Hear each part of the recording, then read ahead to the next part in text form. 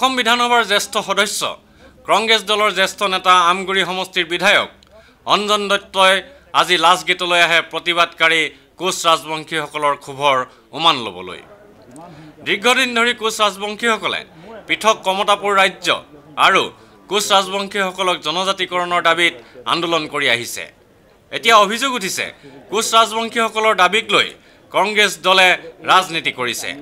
সদৌ কোচ ৰাজবংশী ছাত্ৰ সন্থাৰ উদ্যোগত দিছপুৰৰ লাষ্টগেটত অনুষ্ঠিত প্ৰতিবাদী কাৰ্যসূচীত অংশ লৈ কংগ্ৰেছ দলৰ জ্যেষ্ঠ নেতাজনে চেণ্টিনেল নিউজক কয়, কোচ ৰাজবংশীসকলৰ যি প্ৰতিবাদ সেই প্ৰতিবাদস্থলীত আহি উপস্থিত হৈছে কংগ্ৰেছ দলৰ জ্যেষ্ঠ বিধায়ক অঞ্জন দত্ত ডাঙৰীয়া। দত্ত ডাঙৰীয়া, আপুনি কোচ ৰাজবংশীসকলৰ দাবীৰ প্ৰতি যি সহমৰ্মিতা প্ৰকাশ কৰিবলৈ ইয়ালৈ আহিছে, এই ক্ষেত্ৰত আপুনি তেখেতসকলৰ বিশেষকৈ জনজাতিকৰণৰ কথাটো মই কোৱা নাই, বৃহত্তৰ কমতাপুৰৰ ক্ষেত্ৰত আপুনি কি ক'ব? চাওক, যদি সুকীয়া ৰাজ্য বেলেগক দিয়ে কমতাপুৰকো দিব লাগে। আমি পক্ষপাতি সুকীয়া ৰাজ্য বড়োলেণ্ডে হওক অন্য কমতে হওক মই পক্ষপাতি নহয়, আমি দলগত হয়। দ্বিতীয় কথা, অসমক আৰু বিভাজন হতে নিবিচাৰোঁ। গতিকে যদি অন্যক ৰাজ্য দিয়ে নিশ্চয় কমতাপুৰৰ আগত কমতাপুৰ হ'ব, তাৰপিছতে বড়ো ৰাজ্যৰ কথা আহিব পাৰে। গতিকে আমি বিচাৰোঁ যে বড়ো ৰাজ্য নহওক কমতাপুৰ নহওক, বৃহত্তৰ অসমীয়া জাতি হিচাপে আমি সকলো থাকোঁ। ভাগ ভাগ হ'লে যেনেকৈ স্বৰ্গদেউ চুকাফা আহি হাতৰাচ এক কৰি বৃহত্তৰ অসমীয়া সমাজ গঢ়িলে, তেনেধৰণে এখন সমাজ হোৱাটো আমি বিচাৰিছোঁ। গতিকে কিন্তু জনজাতিকৰণৰ ক্ষেত্ৰত তো আজি নহয়, আমি 93 পৰাই বৃহত্তৰ আন্দোলন কৰি গৈছোঁ। ময়ো সেই সময়ত শইকীয়া মন্ত্ৰীসভাত মন্ত্ৰী আছিলোঁ, মন্ত্ৰী হিচাপেও মই পদত্যাগ কৰিবলৈ লৈছিলোঁ। সেই সময়ত আমি হোৱাটো বিচাৰোঁ জনজাতিকৰণৰ ক্ষেত্ৰত কোচ ৰাজবংশীসকলৰ যে বাৰে বাৰে তেখেতসকলৰ বিশেষকৈ কংগ্ৰেছ দলৰ ইস্তাহাৰত এই বিষয়টো থাকেই, আৰু ইতিমধ্যে ত্ৰিপাক্ষিক বৈঠকো দুই লানি হৈছে, তৃতীয় লানি বৈঠক অনুষ্ঠিত হোৱা নাই। চাওক, এই সম্পৰ্কত আমাৰ উচ্চ পৰ্যায়ৰ নেতাসকলে, কাৰণ মই মন্ত্ৰীও নহয়, এতিয়া কোনো প্ৰদেশৰ যে বিষয়ে মই এজন বিধায়ক হিচাপে অঞ্জন দত্ত হিচাপে গোটেই আন্দোলনটো মই সমৰ্থন কৰোঁ। আৰু আমি আশাবাদী যে আচলতে 6 জনগোষ্ঠীয়ে জনজাতিকৰণ হ'ব লাগে। এই 6 জনগোষ্ঠীৰ ভিতৰত মই আজি ৰাজহুৱাকৈ নকওঁ, এই জনগোষ্ঠীৰ ভিতৰত তাৰে 2-এটা জনগোষ্ঠীয়ে নিজৰ গোষ্ঠীটো জনজাতিকৰণ হোৱাটো নিবিচাৰে। কিয় নিবিচাৰে? যাৰ কাৰণে এনেধৰণৰ খেলি মেলি হোৱাৰ কাৰণে আজি 6টা জনগোষ্ঠী পিছ পৰি আছে। মই মুকলিকৈ আজি ক'ব সময় হোৱা নাই।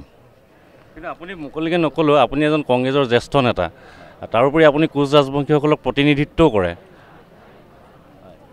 তেনে ক্ষেত্ৰত কোচ ৰাজবংশীসকলক আগুৱাই নিয়াৰ ক্ষেত্ৰত আপোনাৰ মই এইবাৰ মন্ত্ৰীসভা গঠনৰ সময়তে মই মোৰ পৰিচয়টো অসমৰ মানুহে, যদি মই 93 বছৰ ইয়াৰ পৰা ট্ৰেইনত মানুহে দিল্লীত ধৰ্ণা দিয়াইছিলোঁ, সেই সময়তো মই মন্ত্ৰী আছিলোঁ, তেতিয়াও মোৰ পৰিচয়টো কোচ ৰাজবংশী সন্মিলন বা কোচ ৰাজবংশী ছাত্ৰ আন্দোলনত মই জড়িত নহয়, মই কংগ্ৰেছ ৰাজনীতিত জড়িত।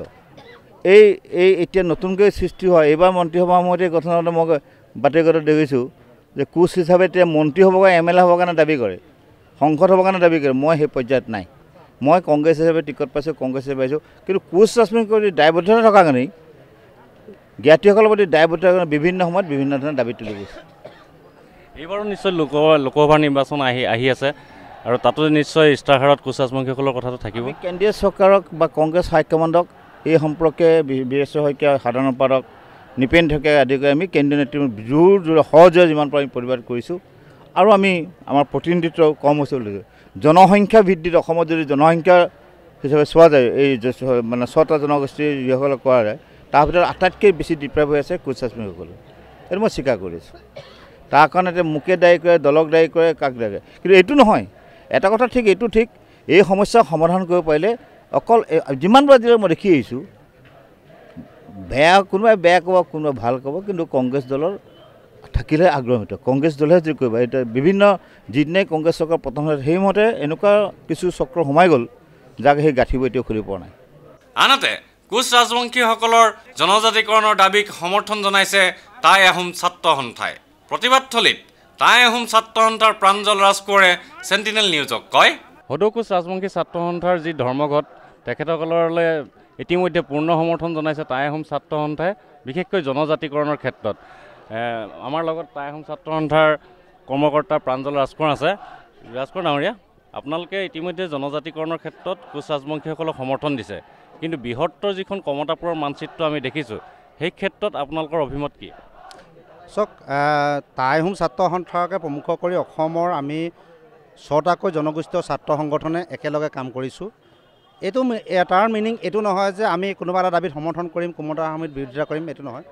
আমাৰ কথা হ'ল যে এই জনগোষ্ঠীবিলাক আমি ঐক্যমঞ্চ গঠন কৰিছোঁ। এই জনগোষ্ঠীবিলাকৰ যিবিলাক সমস্যা আছে, জাতীয় সমস্যা আছে, সেই সমস্যাবিলাক আমি যাতে সকলো সমাধান হ'ব লাগিব। অকল জনজাতিকৰণৰ সমস্যাটো সমাধান হ'লে এটা জাতি বা এটা জনগোষ্ঠীৰ সমস্যাবোৰ শেষ নহয়। গতিকে ইয়াত থকা যিবিলাক ক্ষুদ্ৰ ক্ষুদ্ৰ সমস্যাবোৰ আছে, প্ৰতিটো সমস্যাৰ প্ৰতি আমাৰ নৈতিক সমৰ্থন আছে, আমাৰ সকলো ক্ষেত্ৰত সমৰ্থন আছে। আজি কমতাপুৰ সমস্যা দাবী সমৰ্থনেই হওক বা আজি জনজাতিকৰণেই হওক বা অন্যান্য অৰ্থনৈতিক বা সামাজিক যিবিলাক সমস্যা আছে, প্ৰতিটো ক্ষেত্ৰত টাইম ছাত্ৰ সন্থাই কোচ ৰাজবংশীসকলৰ লগত সহমততা আছে। আমি কাম কৰি যোৱা আমি প্ৰতিশ্ৰুতিবদ্ধ। কিন্তু ইয়াত এটা কথা প্ৰশ্ন হয় যে আজি তাৰিখত আমি কৈছোঁ যে অসমখন বচাবলৈ হ'লে অসমৰ দাবী উত্থাপন হোৱা জনজাতিকৰণৰ দাবীটো অসম আৰু কেন্দ্ৰীয় চৰকাৰে, বিশেষকৈ কংগ্ৰেছ নেতৃত্বাধীন যিখন চৰকাৰ আছে, এই চৰকাৰখনে এই দাবীটো যদি সমস্যাটো সমাধান কৰি দিয়ে, মই ভাবোঁ জনজাতিকৰণ হ'লে কালি তাৰিখত কমতাপুৰৰ দৰে যিটো সমস্যা আছে বা যিটো দাবী উত্থাপন হৈছে, এই দাবীটোৰ ক্ষেত্ৰত পুনৰ বিবেচনা কৰিব পাৰিব চাগে কোচ ৰাজবংশীয়ে হওক, আজি কাৰ্বি আংলঙত থকা কাৰ্বিসকলে হওক, ডিমাচাসকলে হওক, আজি উত্থাপন কৰা বড়োসকলেই হওক। কাৰণ কেলৈ অসমত বাস কৰা প্ৰায় 67% বেছি লোক জনজাতি হ'ব।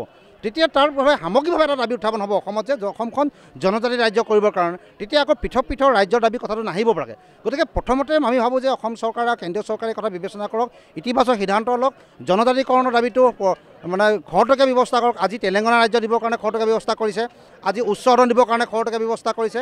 গতিকে জনজাতিকৰণৰ কাৰণে খৰতকীয়া ব্যৱস্থা কৰি যদি সিদ্ধান্ত লয়, কোচ ৰাজবংশীয়ে উত্থাপন কৰা কমতাপুৰ ৰাজ্য হওক, বড়োসকলে উত্থাপন কৰা বড়োলেণ্ড হওক, আজি কাৰ্বিসকলে উত্থাপন কৰা কাৰ্বিলেণ্ড হওক, এই দাবীবিলাক নাইকিয়া হ'ব। গতিকে আজি দেখোন এটা কথা ঠিক যে কমতাপুৰ বিচৰাৰ মূলতে হ'ল যে তেওঁলোকে পাবলগীয়া ন্যায্য দাবী, যিবিলাক ক্ষুদ্ৰ ক্ষুদ্ৰ অধিকাৰবিলাক পূৰণ হোৱা নাই। অসম চৰকাৰ আৰু কেন্দ্ৰীয় চৰকাৰৰ প্ৰতি আমাৰ আহ্বান, আমি টাইম ছাত্ৰ সন্থাৰ পূৰ্ণ সমৰ্থন আছে যে অসম চৰকাৰ কেন্দ্ৰীয় চৰকাৰে নিৰ্বাচনী ইস্তেহাৰতে অকল এই বস্তুটো সীমাবদ্ধ নাৰাখি জনজাতিকৰণৰ দাবীটোক অতি শীঘ্ৰে পূৰণ কৰক। তাৰপাছত তেওঁলোকে এই দ্বিতীয় পৰ্যায়লৈ আহিব।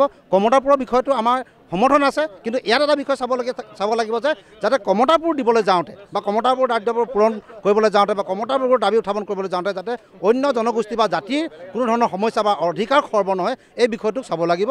অন্যথা টাইম ছাত্ৰ সন্থাই সকলো অধিকাৰৰ প্ৰতি, সকলো জনগোষ্ঠী জনজাতিৰ প্ৰতি আমাৰ পূৰ্ণ সমৰ্থন আছে তেওঁলোকৰ দাবীৰ প্ৰতি। ভিডিঅ' জাৰ্নেলিষ্ট সুশান্ত দাসৰ সৈতে অমৰদীপ গগৈ, চেণ্টিনেল নিউজ, গুৱাহাটী।